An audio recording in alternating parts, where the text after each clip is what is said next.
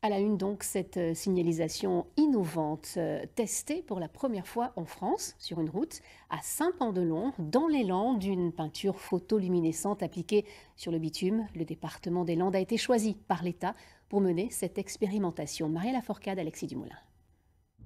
Elle fait partie des routes les plus accidentogènes des Landes. C'est notamment pour cela que la départementale 29 au sud de Dax fait l'objet d'une expérimentation inédite en France. Les marquages des bords de la chaussée sont rendus plus visibles par une peinture photoluminescente. Ce routier venu de Toulouse vient d'en faire l'expérience. Ça me semble plus efficace que la peinture blanche classique. Le problème, c'est que beaucoup de routes ne sont pas lignées, ou alors c'est vieux, donc c'est effacé. Et pour nous, en camion, c'est encore plus difficile qu'en voiture. Un peu plus tôt dans la journée, la peinture a été appliquée sur 450 mètres de chaussée. Utilisée jusqu'ici uniquement sur des pistes cyclables, elle est visible pendant près de 10 heures jusqu'à 80 mètres de distance.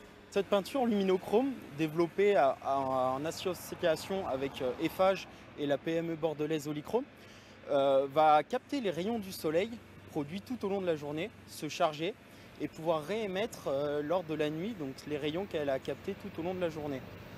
Des données de référence sur la vitesse des automobilistes notamment ont été établies sur cette route avant application de la peinture. Elles seront comparées aux données relevées pendant la phase d'expérimentation.